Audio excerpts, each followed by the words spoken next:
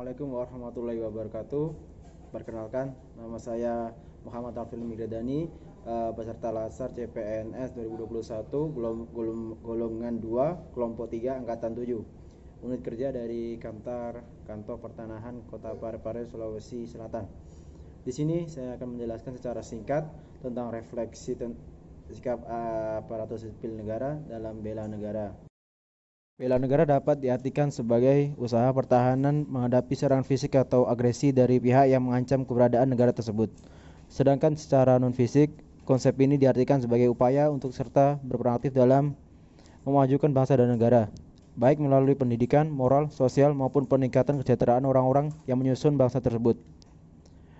Nilai-nilai dasar bela negara meliputi 1. Cinta tanah air, 2. Sadar berbangsa dan bernegara, 3. Setia pada Pancasila sebagai ideologi negara, 4. Rela berkorban untuk bangsa dan negara, 5. Kemampuan awal bela negara. Kemampuan awal bela negara bagi aparatur sipil negara diaktualisasikan dengan sikap dan perilaku antara lain. 1. Memiliki kemampuan dalam melaksanakan kebijakan dan program pemerintah. 2.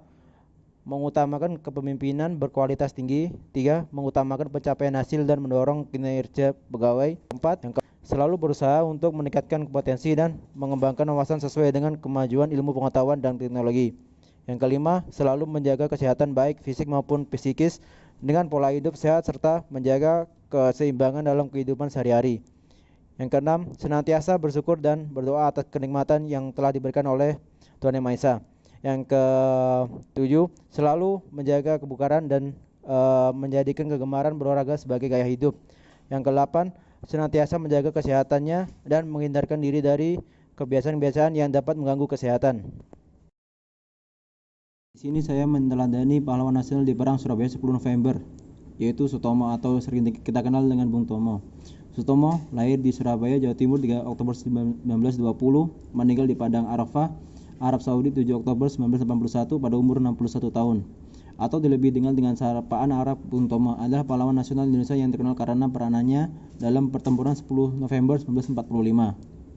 Sutomo muda lebih banyak berkecimpung dalam bidang kewartawanan. Ia diantaranya menjadi jurnalis untuk harian Suara Umum, harian berbahasa Jawa Ekspres, mingguan Pembela Rakyat, dan majalah Pustaka Timur. Baru setelah ia mulai bergabung dengan sejumlah kelompok politik dan sosial.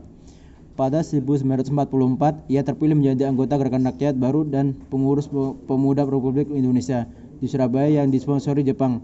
Bisa dibilang inilah titik awal keterlibatannya dalam pertempuran 10 November.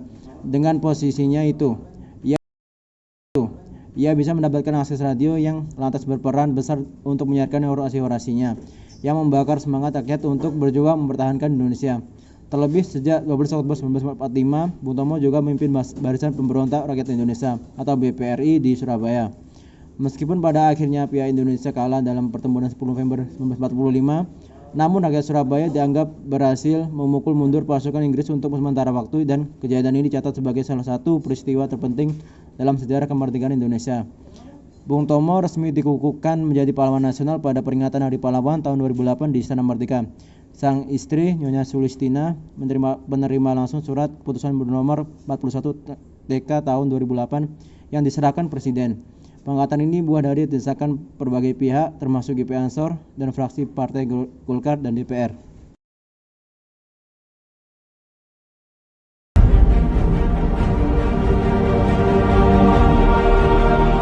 Bismillahirrahmanirrahim.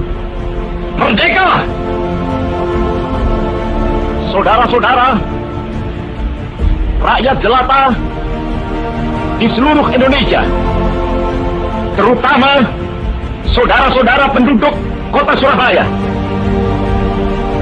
kita semuanya telah mengetahui bahwa hari ini tentara Inggris telah menyebarkan pamflet-pamflet yang memberikan suatu ancaman kepada kita semua.